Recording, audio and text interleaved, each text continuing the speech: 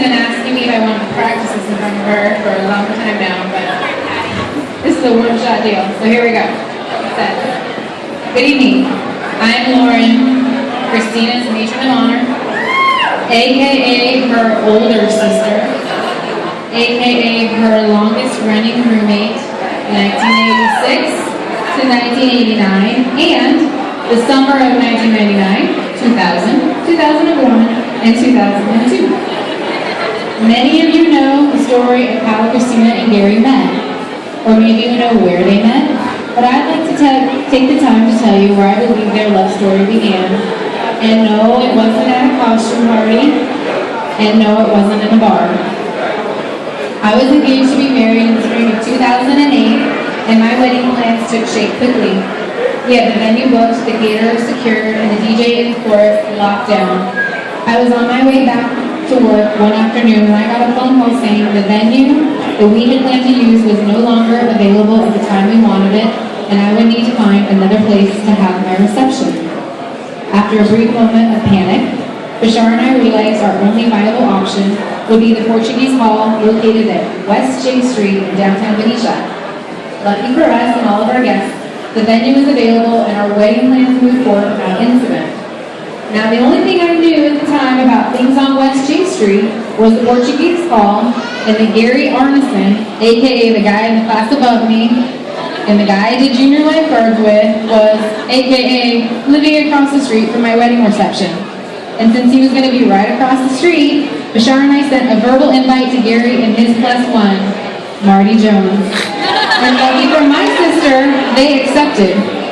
Christina, aka my baby sister, aka my protege, aka my maid of honor, gave her speech at my wedding. And this is where the magic happened. During her speech, Christina shared her joy for me, and that she was open to keeping her last initial the same as mine in the future. Now, most people assumed at the time, since the house was packed with Ansos, that she was maybe talking about one of them. But way back in the corner of the hall stood Gary Arneson, looking all handsome in his suit and tie, and as an artisan and a card holding A, I think she might have been talking about him. Now, I doubt either one of them knew what was taking place at the moment, and maybe they still don't. But in a moment, Cupid was going to sweep in, and he was going to make the love connection. So, now if you think that the magic happened in that moment, then you are not right. Because it didn't. It wasn't until an entire year later that Christina, my fun, sweet, kind, considerate sister, the natural caregiver, the loyal friend, the good listener, the talented baker, hair braider, golfer, RN, who enjoys watching Giants baseball, spending time with her family a lot, and then like the day after that, and that. Decided that she and Gary were going to be boyfriend and girlfriend.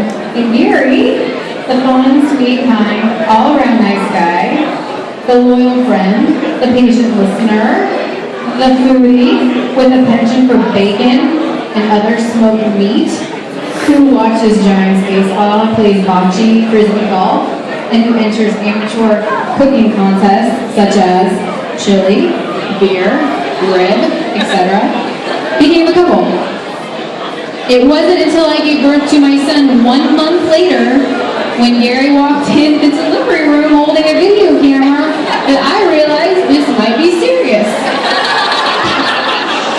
From the day when he showed up at 2 a.m. with snacks and games, he has been a natural fit in our family, and more importantly, in my sister's life. I have never seen her happier or more excited about her future. Once, when I jokingly told her she could name her future daughter Gabriella, she wasn't opposed. I can without a doubt tell you she is the best wife and mother you could hope for, and I can't wait to watch the two of you grow in your new life together. Okay, so here we get to the crying part. Ready?